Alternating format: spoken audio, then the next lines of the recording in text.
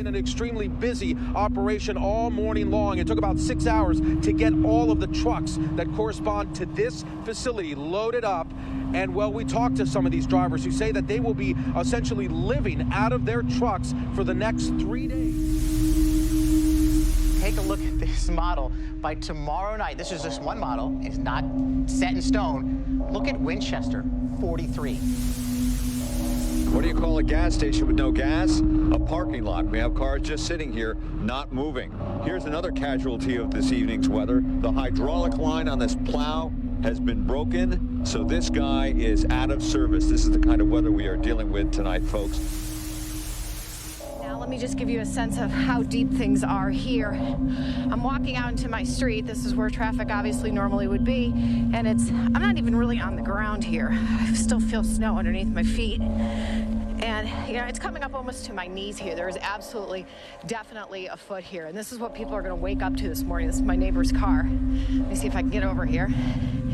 And he's got, it's all the way up to the wheel well here.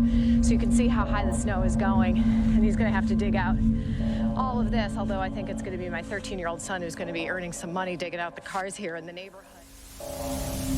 As we sift through the drifts and beyond, when the snow is removed and conditions improve. A plethora of plows pushing snow on our highways, homeowners doing their best in neighborhoods. One shovel, one snowblower load at a time. 2 feet of snow is a lot to move, and that's what we're taking on right now. We're going to be in our response phase for at least 24 to 36 hours, and our recovery phase for much longer. One infamous blizzard that comes across much of the country's mind is Snowzilla. Snowzilla has many different names depending on who you ask, including Winter Storm Jonas and the 2016 blizzard, or even the January 2016 blizzard.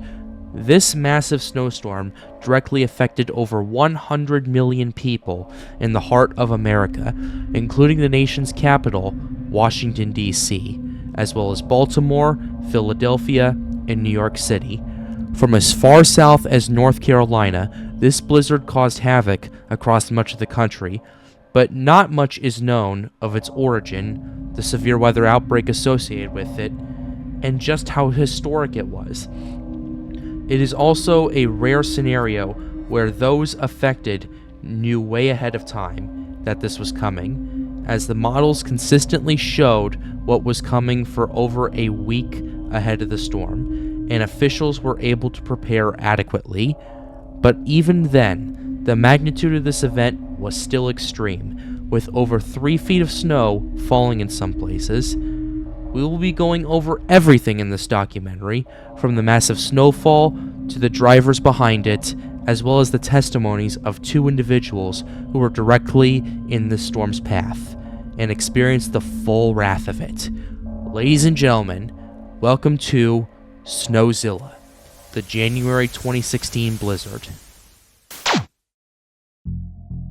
The days leading up to the blizzard, unlike many cases, were met with an almost universal agreement of this monster snowstorm happening, and that big snow was inevitable. I was watching a lot of the local news throughout the time, just like the meteorologists on TV, like the NBC local forecasters. So they were talking about it well in advance because the models were so consistent for like a week. I first heard about the potential for a big snowstorm kind of in the mid-Atlantic region about a week beforehand, actually. The models were pretty consistent, showing a major snowfall event for, basically anywhere from Virginia up through New England was possible the following weekend.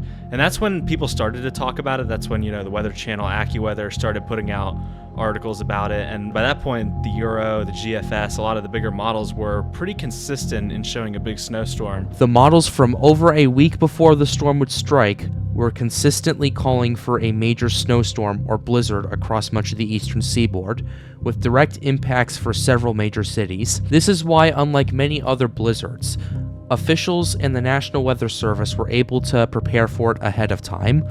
However, before the system would even get to the East Coast, an overlooked but critical event would occur for much of the Washington, D.C. area. On January 20th, 2016, A small system moved through the DC metro in the late afternoon and evening and dropped some snow for the area. While it wasn't particularly noteworthy, with about an inch of snow falling, it would catch many off guard and would result in many car accidents and traffic during the evening commute. I definitely remember it was still like cold, so there was plenty of cold air in place for that event. So it was just like whatever fell stuck. So it just easily stuck. It was only like an inch of snow, but it all easily stuck. People weren't really paying much attention to that because they knew there was the other bigger event ahead. So they were sort of had that on the back of their minds and were still traveling, going about their normal business. The snow wasn't really dealt with that well, and it was hard to deal with because it was cold, so people would drive over the snow. And yeah, I think it helped people in the area just realize how dangerous it can be, because after hearing about all the accidents and just that small event, they're like, wow, at least a lot of people were probably like, wow, this can really cause a lot of havoc. We better take this actually really seriously. That would have been the Wednesday of that week, and the big snowstorm was predicted to start on Friday. So I think that definitely did encourage people to, stay home that day and that weekend. Because the days preceding that were unusually cold for the area, the snow struck fast and served as a warning for what was to come. In the meantime, the system that was anticipated so much developed over Texas on January 21st as a weak low-pressure system.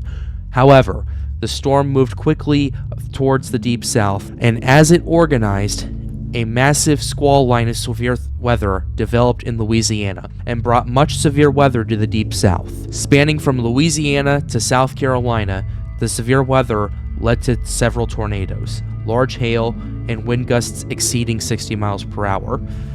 As severe weather created many inconveniences for those affected, the low-pressure system driving it was strengthening due to it absorbing massive amounts of moisture from the Gulf of Mexico. This gave the system a ton of capital to work with, as it quickly moved through the deep south on January 21st. Many in the East Coast were watching with anticipation, as this was the storm that would hit them next. A secondary low in association with the storm was starting to develop off the coast of South Carolina that evening, and would eventually overtake the existing one over land in Georgia. And at this current point, alarm bells were going off for many NWS offices from North Carolina to Massachusetts. It was becoming apparent that these model projections were not slowing down, and as the storm evolved, the watches and warnings went out, with blizzard watches issued for much of the Washington, D.C. and Baltimore areas, as well as New York City on the morning of January 21st. How confident are you that this is going to be one for the history books? Jake,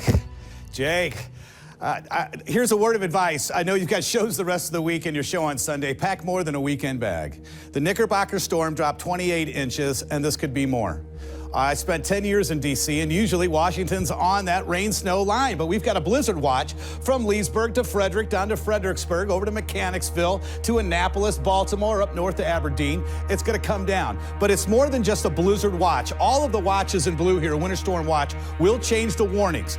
Several states are involved in this, some getting severe weathers, tornadoes in the south, significant icing starts tomorrow. Now, there's a little batch of some light snow that's just a precursor, just to remind you, buy the loaves of bread now, and if you want to, go out and get that shovel, but for some, it's going to take much more than that. Virginia Governor Terry McAuliffe would declare a state of emergency at the same time, as the forecasted amounts of snow, especially for Northern Virginia and the Appalachian Mountain region, were quite extreme, with potentially over 2 feet of snow now expected.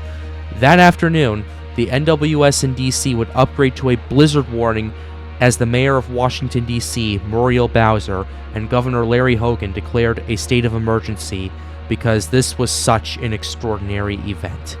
Blizzard warnings were subsequently issued for Baltimore, Philadelphia, and New York City later that day.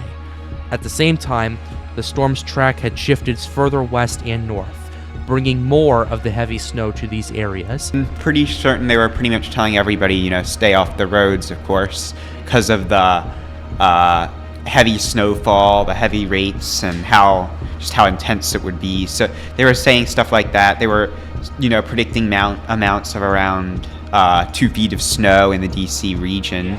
And they were, obviously, the National Weather Service was very much on top of it, I believe, at the time. So it was definitely, they were telling people, unless it's extremely paramount, you have to avoid the roads and just stay at your home, because when you have feet of snow on the roads, it's not really you can't really drive through that. So that's basically when they first started putting out the winter storm watches and then the blizzard watches for places just east of where I live.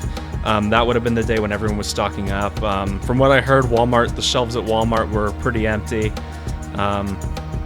That was kind of the big day of preparation, and at that point the models had actually shifted the storm just a little bit further south on Wednesday, Thursday, so that the bulk of the snowfall would be over Virginia, and they had us getting like 15 inches. But then Thursday evening the models kind of trended back to the north towards Maryland, Pennsylvania, the Panhandle, West Virginia, and that was, by Thursday evening it looked like that area could actually be ground zero in terms of the snowfall totals. So because you had models by that point calling for 2 feet plus. So that was the point where people really began to take it seriously and prepare to be snowed in for the weekend.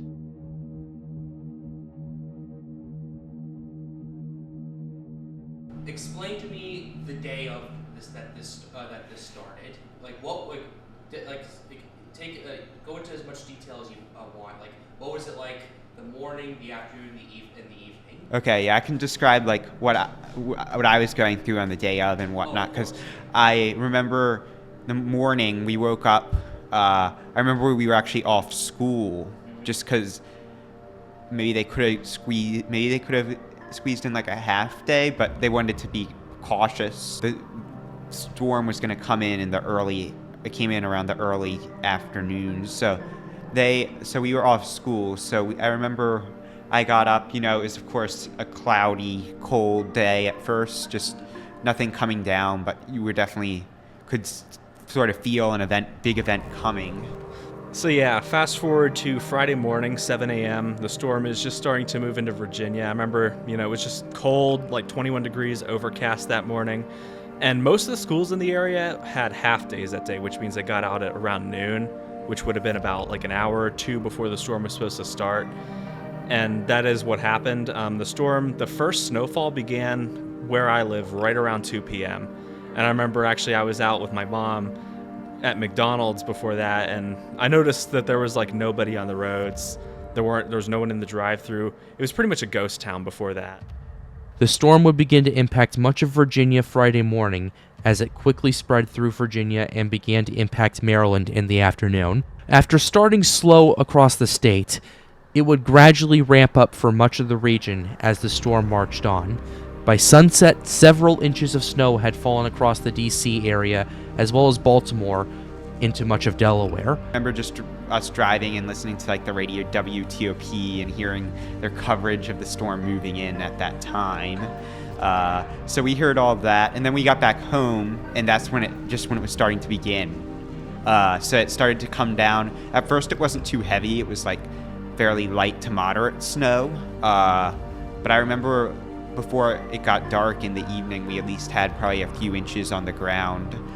We were playing football out in the neighborhood football out in the snow for a bit, so that was fun. The worst of the snow for D.C. and Baltimore was in the overnight hours, with the very heavy bands associated with the storm finally arriving. By the time it got dark is when it really started to pile up more. So then evening it was getting heavier, but then more overnight, like 10, 11, 12, and pre-dawn hours, it was coming down at like crazy rates. And so then when you woke up in the morning, it was like so much more than when you went to bed. In Hagerstown, it was still a slow start by mid-evening, but that was about to change in the early hours of January 23rd. So I remember that night I went to bed around like 11 p.m. and I ended up waking up at 2 a.m. because I'd been sick and I wasn't like sleeping very well.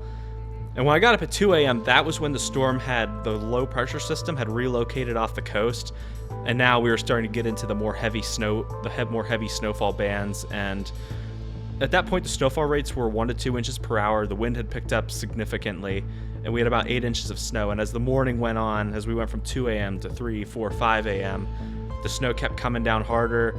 The winds were gusting 30 to 40 miles per hour. That was probably around the point where we started seeing near blizzard conditions. By the morning, snow was falling all the way from North Carolina to New England. New York City was slammed with blizzard conditions and record snowfall was ensuing. In Central Park, 27.5 inches of snow was recorded, which bested the previous record set in February of 2006. It became so bad that New York City effectively went into lockdown due to the extreme conditions from the snowstorm. In New Jersey, coastal flooding around Atlantic City became extremely problematic as water slammed into numerous coastal towns and businesses, requiring a massive cleanup effort later. Astigee Island in Maryland would see the maximum sustained wind of the entire event, with it at 57 miles per hour, and a gust clocked in at 85 miles per hour. DC's snow remained rather light to moderate throughout January 23rd. Yeah, because Friday pre-dawn, Saturday pre-dawn, was the bulk. Saturday during the day, we got, there were some times where we got fairly moderate to heavy snow in the morning, I believe. And then around I think we got a bit of dry spots right in the DC area, which sort of limited our totals versus like Hagerstown and areas like that, and further west into West Virginia and Western Maryland. So, out in the DMV where I am, we got in the early afternoon, I think there was some dry spouts within the storm. So it was sometimes very light then. And there was definitely but it did linger on until the nighttime till probably 10 p.m. But it was definitely a lighter snow when you got more later in the event. But Hagerstown was getting hammered more and more as the snow continued to fall. 7:15, 7:30 a.m., we had an extremely heavy band of snow that basically set up right over my area, right over Washington County and kind of the areas north and south of there. And we got about 3, almost 4 inches of snow in an hour. Yeah, extremely heavy snow. You could not see more than, I'd say, 75 yards during the most intense snowfall. And it was incredibly persistent. You had 1 to 3 inch per hour snowfall rates, and those heavy bands just pivoting over the same areas for the entire day. Because I remember just watching it from my house just pile up, because, by 8 a.m. we're already at 20 inches almost. By 10 a.m. we were at 2 feet. And it was just crazy to watch it pile up higher and higher and higher.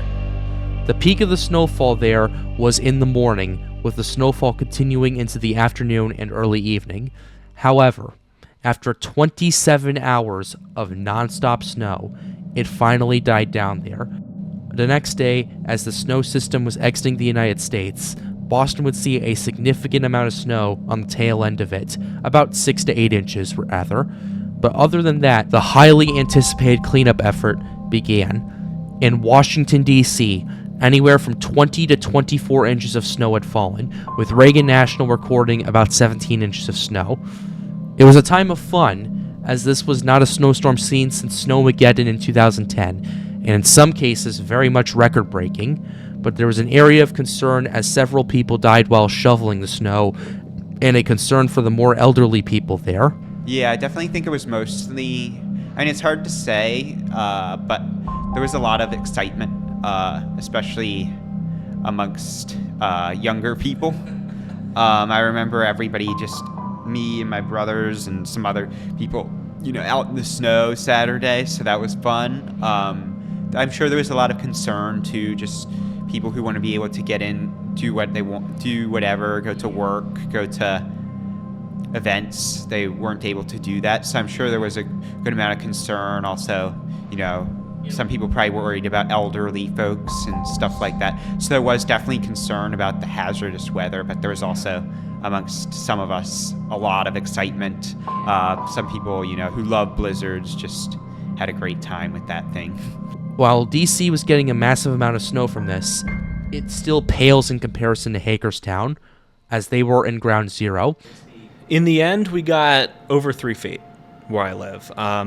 There was an official report of 37.5 inches in Hagerstown, and obviously some other areas very close to me got a lot of snow too. Greencastle, just north of where I live in Pennsylvania, reported 38. And then just down in Shepherdstown, West Virginia, they reported 40.5. So you were in ground zero? We were pretty much right around ground zero. Actually, the highest snowfall total from the storm was 42 inches down in West Virginia in Berkeley County, and that was only about 20 miles south of where I lived. So, yeah, that general area of the Cumberland Valley there was pretty much ground zero for the highest snowfall totals.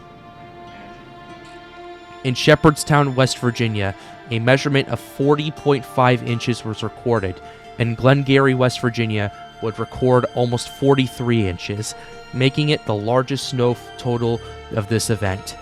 Hagerstown would ultimately get over 3 feet of snow, as would Allentown, Pennsylvania. New York City recorded the greatest amount of snowfall in history from this blizzard, and Philadelphia would ultimately get 16 to 20 inches, but Baltimore would break their snow total record by a significant margin, with the Baltimore-Washington International Airport recording almost 30 inches of snow.